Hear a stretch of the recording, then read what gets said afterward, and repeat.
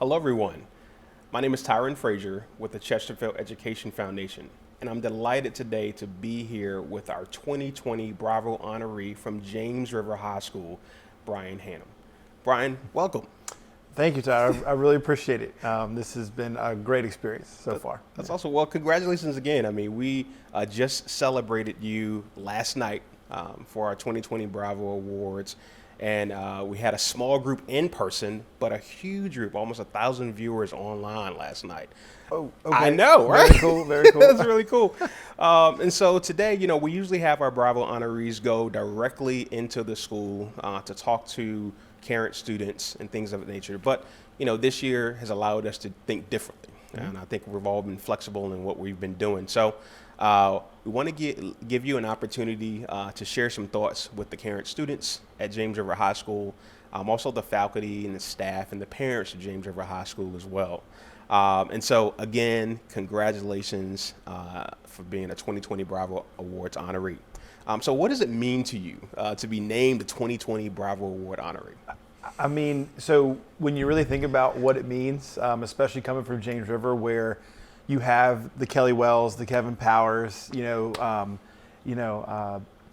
it's just an incredible experience when you get to put your name now in the ranks of, I think we've had 3 previous winners and they've all accomplished so much. And it just means to me that, teaching matters, making a difference in young men and women's lives matters.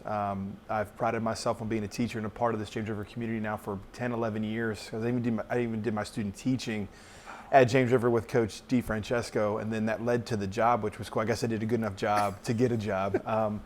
But that's what it meant. It just meant that this profession is seen in the eyes of people, that it can make a difference. And I couldn't have been happier to receive this award for that, for those callings. So yeah. That's awesome. That's awesome. Yeah. Well, tell us about yourself and your time within Chesterfield County Public Schools. Yeah, so I briefly started my Chesterfield County Public School career at Beulah Elementary, but was then, after a long discussion, I come from a very proud Italian Catholic family. Yeah. So I did attend St. Edward Epiphany School for a while, but I knew that I wanted to go back to the public school scene after 8th grade and landed at James River. I was in the Chester L.C. Byrd district, mm-hmm. But James River had just opened their Leadership and International Relations program. Awesome. And so I was kind of turned on to the idea of what this meant. I had won a couple of things earlier in my year that said, hey, you're cool, here's a leadership thing, or so the program interested me. I got in, tried it, and James River provided 4 amazing years of a high school experience. I had a ton of friends from all different groups and pockets of the school. I played 3 sports, was a part of a forensics and speech and debate team, which again was introduced to me at James River when a teacher saw that I may have a knack for whatever that entailed, which was a lot of fun to embrace and do. And the school itself at James River, I mean, that community to me, I'm in like, I bleed purple and black and white, and green is, a color of ours still. It's a point of contention a little bit, but we love green. But no, the school and community itself has been nothing but great. My 4 years there, and now my 10, 11 years as a professional there, and I just love it. There's a really cool air and atmosphere at that school that I just love. So, that's awesome. Yeah. That's awesome. Well, tell us a little bit more about your time in James River. Were there any kind of moments, standouts, teachers that were your favorites, or just memorable moments? So I honestly can say that I had a phenomenal experience with my teachers across the board all 4 years there. Mm-hmm. Some that do stick out will be some that resonate with the community really well. Mm-hmm. Laura Stewart, who retired a couple of years ago, was a communications teacher of mine in the leadership program that just, again, taught me so many things about myself as a young man. That was great, from the likes of how to speak properly to just being a soundboard for me, mm-hmm. When you needed that kind of female perspective from mm-hmm. some things. Mm-hmm. My coaches, who were then my assistants as a head coach, who are now my best buddies, Pete Schumacher, Greg Domacy, they've been there almost since the school has opened. I think Mr. Domacy is the last teacher we have left that's been there all 27 years. Wow. So pretty incredible. But now they're my best friends, and I actually got to boss them around for a couple years as the head coach of the baseball team. But the history classes there were incredible. I think the history teachers that we had there made it relevant, told stories, made the subject great.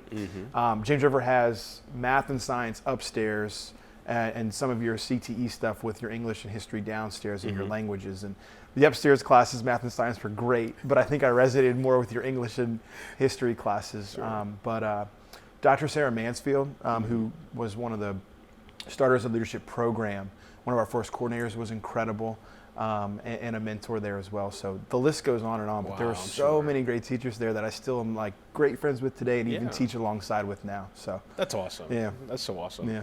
Well, tell us about your time after James River. So once you graduated, what did you do? Where'd you go? So I ended up staying local, had a couple of opportunities to play baseball a couple places, but I actually ended up settling at Randolph-Macon, right up the street, and had 4 great years there. Stuck with the sport all 4 years. And played there, did a little bit of public speaking and speech and debate competition my freshman year there. Met some incredible friends, and now, of course, I have just this incredible group of friends from that school in Richmond now that we're all really close, and our circle is really tight from that school. So I went there, had a great experience, and then my senior year, I had to choose between my senior year of baseball and my student teaching. So I decided to play baseball my senior year. I came back the following fall semester, so I did an extra semester to do my student teaching, where I landed at James River. Oddly enough, I had, it was really neat that I ended up there. Coach DeFrancesco, the former football coach and now dual enrollment government teacher, still there, which is great. Wow. Took me on, and that summer got a phone call. I had offers to teach at Thomas Dale, James River, and a couple of city schools. And when James River called, I was just like, how can I not try to go back to where I went? And I've been there ever since. I've literally known really nothing else but that community, which is a great thing. Trying to use experiences too to go outside of that bubble as well, but certainly a level of comfort there with being back as a teacher and now their director of student activities. So that's awesome. The community really put me, in a great spot, took a chance on me to do some cool things there. So that's great. That's great. So what are you most proud of? If you think about your profession, what are you most proud of? So I don't know how many students of mine would maybe reject this statement, but I truly felt like in my 9 years of teaching, I tried to connect and reach every one of them in some capacity. I know that there were a few that, you can't really please everybody, but I will say that I really tried to make a conscious effort to connect with every student, from collaborative to your leadership kids to everything in between. It didn't matter. It was the same to me, and it was great. It was just so much fun to get to know so many different types of students and backgrounds, and I felt like I became a soundboard and became a mentor and even a friend now to some of them, because I started at 22, 23 years old. Now some of the students I first taught are like 25. It's like, wait a minute, we're hanging out and we're talking, so that first and foremost, I will say, just as a teacher in general and a coach, the impact I think I made as a coach. We had some incredible teams. We made a state run my last year and came 1 game short of winning a state title, which was incredible. But now I reflect too, and up there is just some of the accomplishments 2 years into this DSA work. We've brought back a booster group to support the entire community, not just athletics. We're going to induct our first Hall of Fame class in May, where we're going to honor one coach, one team, and about 6 to 8 athletes a year. Moving forward, we want it to become a really good, proud community event for James River, and we're going to do that in May with a great supportive group of booster help from the community. So obviously, everything I'm saying doesn't happen without that village mentality, but those are some of the personal ones to me that have happened at James River that have been pretty special. So that's cool. That's cool. So outside of James River, outside of your teaching profession and now director of student activities, what else are you proud of in your personal life? Super proud of this entire world of nonprofit work that I was exposed to by, I mentioned her name last night. Her name is Lisa Germano. She is super active and just a benefit to our community as a whole, especially Midlothian or Richmond area. And she turned me on to nonprofit work and what it means.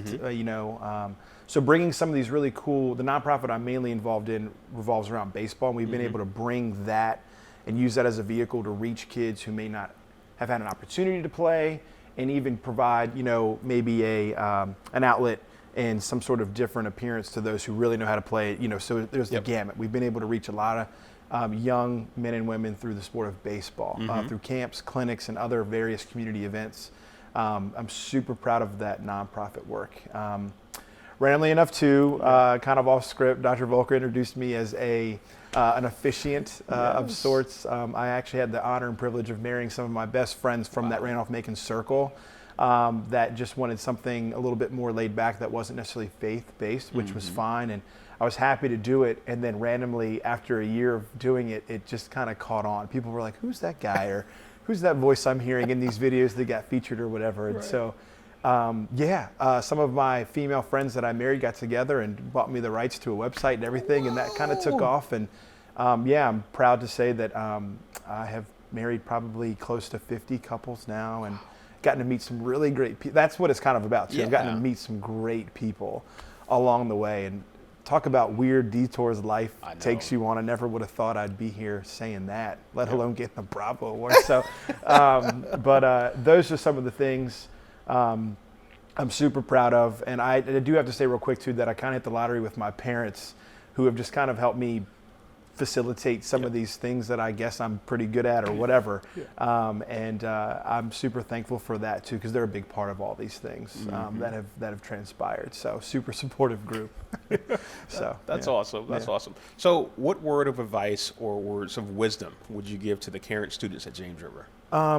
So I would truly say that in my 32 years now and 11 years as a professional, it truly does matter that you like what you do. I know that is such a thing that people hear, and be sure to do what you like and be happy. And you have to balance it sometimes, but man, like it's just so much better if you can go to work with this kind of smile and energy and passion. I think if people were to describe me, it would be, man, that dude's got energy for days, or that passion. You know, don't necessarily like talking about myself, but I'm sitting here saying to the community, like, love what you do, really like what you do, and build a good base around you. Like, I quickly realized that a lot of people aren't going to really care if you're having a bad day or not. Your tight circle will, and those that really care about you, but you just got to keep kind of putting your head down and going. And that's kind of what I would say. Truly pick something that you enjoy, truly pick something that you like. Build a good base of people around you, because you cannot do it alone. I learned that the hard way 100 times. But if you have those three things, things just seem to kind of fall into place. If you don't get too high or get too low. You got to stay steady, Eddie, you know? So, that's all. Well, cool. Well, Bryan, man, I appreciate you for all that you do in the community and at James River. And most importantly, congratulations again on your award this year for the 2020 Bravo Awards. Thank you, Tyler. Like I said last night 100 times, I really appreciate everything that you do, and it's been nice to meet you and this group along the way. So thank you to the Chesterfield Education Foundation for allowing me to receive this award. So no worries, man. No worries. Well, thank you all so much for joining us, and I hope you all enjoy this spot with Bryan. And again, congratulations. Take care. Thank you.